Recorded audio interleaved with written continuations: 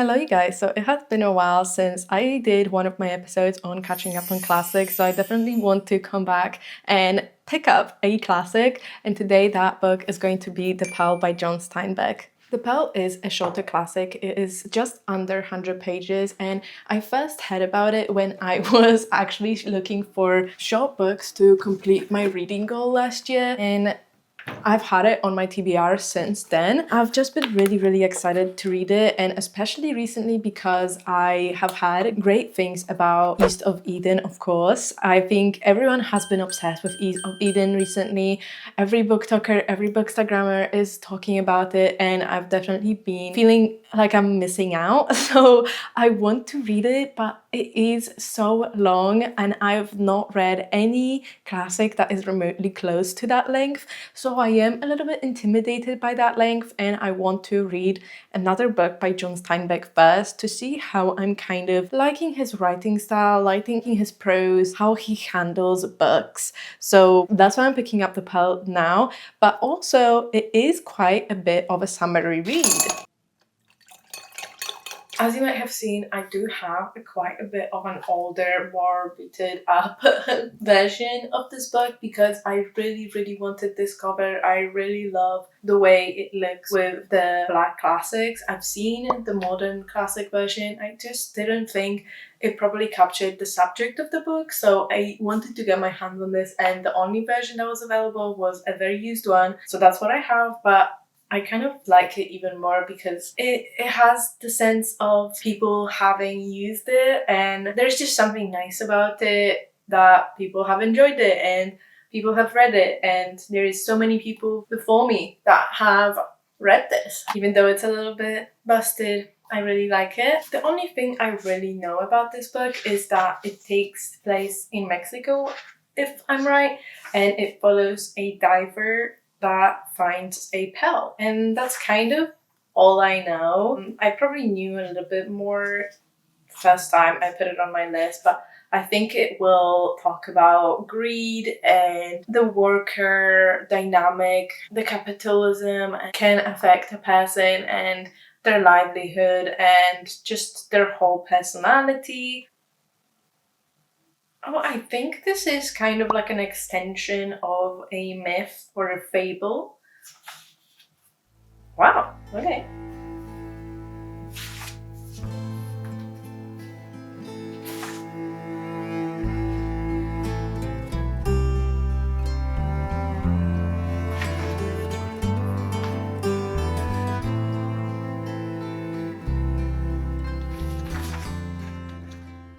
I have to say, I don't know if you guys can hear it in the background, but we live very near a karaoke place and a couple of bars and pubs. And during the summer, people really like to come to karaoke and sing their hearts out almost every day.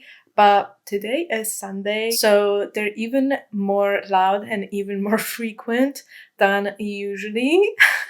So I am kind of distracted, but this has started a little bit crazy because we start following Kino, the diver, and he wakes up to his wife and his child. And as the day goes on, and as their morning unravels, as it usually does, suddenly there appears a scorpion on the rope that holds the baby's basket.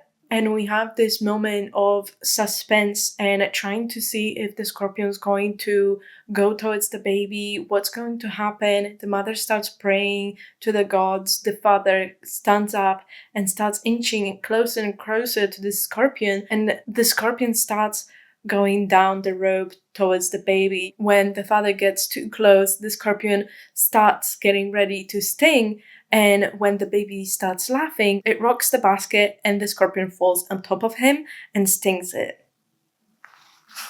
And a scorpion's bite can be quite poisonous, and it might deal a lot of damage to a normal adult person, but to a baby, that might be deadly. So right now they're in a little bit of a trouble because this baby might die. And we've just opened the book, you guys. So yeah, I'm dealing with a little bit of a background noise, but I am kind of getting into the story because I was already quite worried for our baby Coyotito, I think it's named. Coyotito. I think I'm saying that right, but I don't really know, so sorry if I'm mispronouncing the name. But you guys, that was a crazy start. It has been like 10 pages.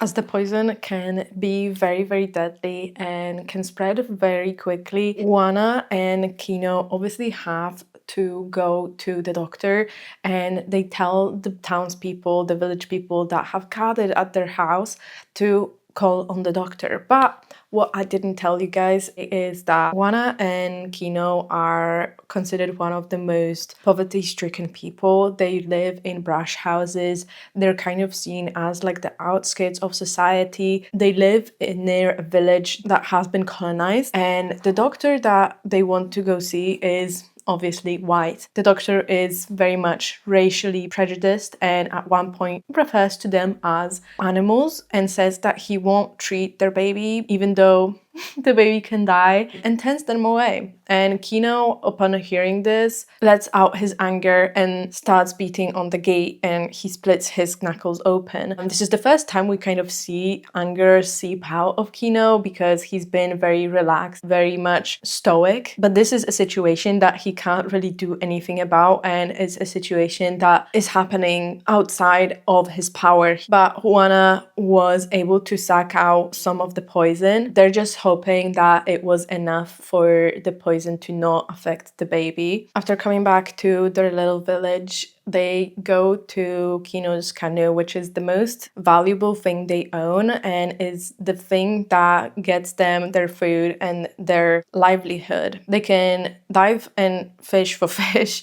and they can also dive for pearls, which is what they set out to do. And in one of the oysters, they find a big, beautiful pearl that could be a source of their riches and can mean a change in their life. Everyone suddenly very quickly finds out about this pearl, and everyone kind of has their own opinions on the pearl and kind of what they want for themselves. For example, the church. The priest wants Kino and Juana to contribute to the church. The shopkeepers want them to spend money on new clothes so they have more money. The doctor also finds out, and he tells one of his customers that he's actually treating their baby for the scorpion bite. Juana and Kino don't really know that at the moment, but the village does gather around their house when they come back, and everyone starts to ogle and ham how beautiful and how lucky they are that they have stumbled upon this pearl. And this is the moment Kino realizes how much he is holding in his hand. He's holding the power of the future in his hand. And he immediately announces that the first thing they're going to do is get married, because so far they haven't had the money to actually get married in church. So that's the thing they want to do first off. He also wants to care for Coyotito's upbringing. He wants to put him to school so he can get education and get a job. They can get new clothes, that they don't have to look poor anymore. They can get more food. They can get everything that they would ever want, because this pearl could contribute to an enormous wealth. In the evening, the doctor actually shows up at their house and says that he wants to see the baby because he wants to care for the baby, and that he couldn't care for the baby before because he was out.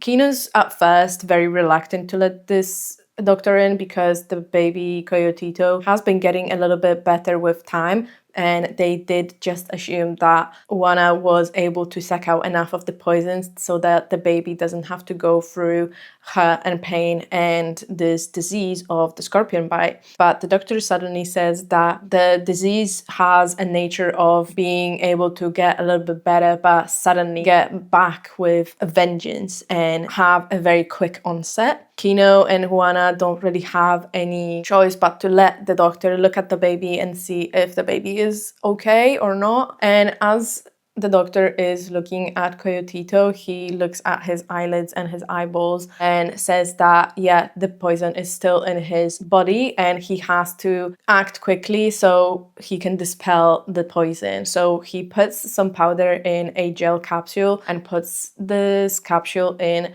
the baby's mouth and the baby swallows it with some water. And the doctor says that this poison will work within the hour. So he's going to have to come back and look over Coyotito and make sure that he's actually getting better. And that's exactly what happens. The baby starts getting more pain. It starts shivering. It starts moaning. It basically has the same symptoms that he had at the beginning of the scorpion bite. This is very important because it is said that sickness is second only to hunger as the enemy of poor people. So, of course, Kino and Juana are very, very concerned for the well-being of their child, and it's the only child they have.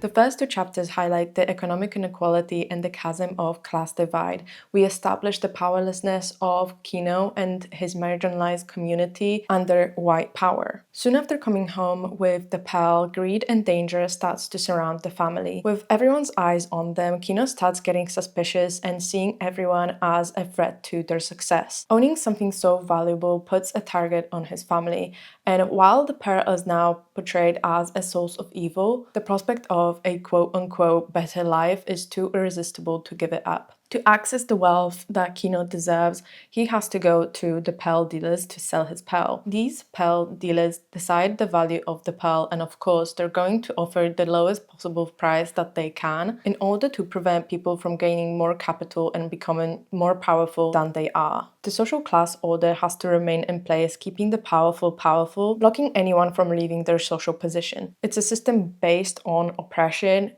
perpetuated by oppressed individuals, because pearl dealers deal under the bigger one dealer. This novel's main theme is race, tradition, and oppression. Kino's and Juana's heritage that grounds them in nature and rituals deprives them of power under the oppressive forces of the European colonizers. Forced to live under the oppression, we can observe how much they have been forced to internalize European values, such as believing a Christian wedding and baptism is a sign of virtue and power, or their desire for material gains over emotional. We see the struggle within Kino of resisting or submitting to this oppressive system and evaluating his own values. Though I think it's important to note John Steinbeck's own racial prejudice while writing this novel and describing these characters and this community. I think it's a very great novel discussing greed, wealth, values, and tradition and race. And that's why I'm giving this book 5 stars. I thoroughly enjoyed reading this novel. It's such an easy read.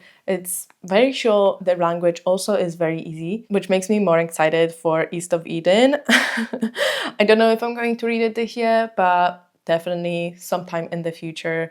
But for this video, this will be all. Thank you guys so much for watching. Don't forget to like and subscribe, and I'll see you in the next one. Bye!